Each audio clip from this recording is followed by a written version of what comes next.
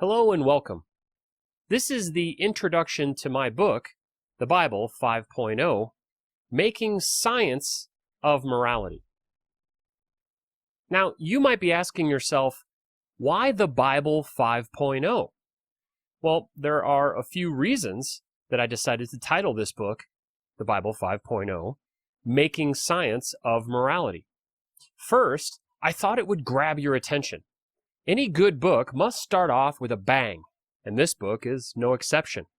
As you peruse its pages and wrestle with the contents, my hope is that it will arouse your moral passions and engage your intellect. Next, I wanted to stir controversy, so I hijacked the title of the most famous book ever written and added a subtitle to it. The first four Bibles of the Abrahamic tradition, the Old Testament, the New Testament, the Quran, and the Book of Mormon, which are respectively Bibles 1.0, 2.0, 3.0, and 4.0, are grossly outdated and in need of revision. Thus, the Bible 5.0 is my attempt at providing an up-to-date and improved revision and addition to the tradition of Bible writing, only this time with demonstrable answers. Finally, the Hebrew Bible, especially the first 5 books, or the Pentateuch, and the New Testament offer a nice, albeit loose, framework from which to structure and organize a treatise. So, for simplicity, I structured this Bible similarly. If you're wondering, who is this book for? The main audience for this book are people who care about the truth, want all of their beliefs to be true, and are looking for a method they can adopt to ensure that all of their beliefs are true. The methodology provided in this book will help you identify false beliefs, reject them, and replace them with true beliefs. This same methodology can be used to discover moral truths. If you are wondering what morality is, how it works, how it doesn't work, and desire a detailed moral system for determining right from wrong, this book is for you. Next, let's discuss the tone of this book. At times in the following chapters, you'll likely notice my tone shift from friendly, hopeful, and helpful to sanguine, confident, and assured. Please don't let this startle you. I've adopted the methodologies and worldview detailed in this book, which leads to an intense clarity of thought. Clarity you can also experience for yourself.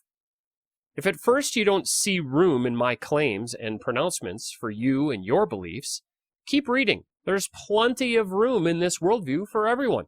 So what's the problem that this book solves? Well, if you haven't noticed, communication between people, friends, family, and even whole countries often fail. Friendships fade, lovers separate, families disband, and countries war. These failures cause human suffering, loneliness, estrangement, pain, and death. This failure is often due to differing beliefs. Beliefs that people hold due to tradition or indoctrination or fancy. Beliefs like these are held irrespective of evidence or despite evidence to the contrary. These beliefs are indemonstrable, unsupported, and unbearable. As a result, when someone shares an indemonstrable belief with you, that's to say they cannot demonstrate the truth of their belief, they're asking you to believe in them and accept their truth. If you question their truth, say by asking for evidence that demonstrates the soundness of their truth, problems often arise. So, what's the solution to this problem? Evidence-based, demonstrable truth. The kind of truth that can be shown to anyone at any time. In this book, I summarize all the demonstrable foundational truths we currently know. I give you good reasons to believe them and encourage you to share these demonstrably true beliefs with others, compassionately. To accompany these demonstrable truths, this book also provides you with the methodology humanity utilizes to demonstrate these truths.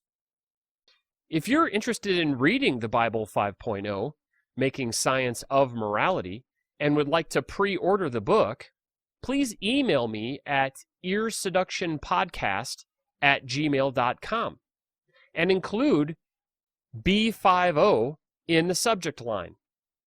In the body of the email, please include how many copies of the book you'd like to order, along with your email address if it differs from the one you use to contact me.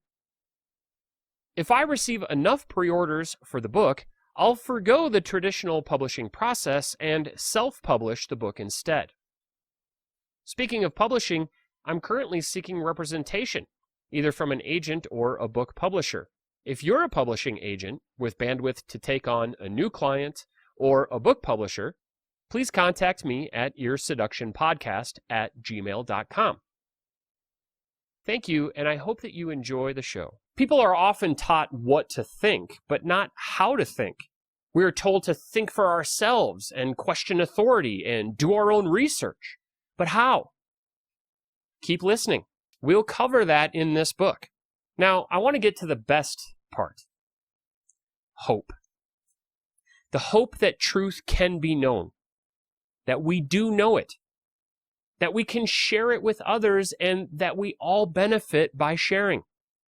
Because knowing the truth and the methodology for uncovering and understanding the truth and sharing that truth with others brings a whole new meaning to the word hope. It pulls it right out of the ether and puts it into your hands.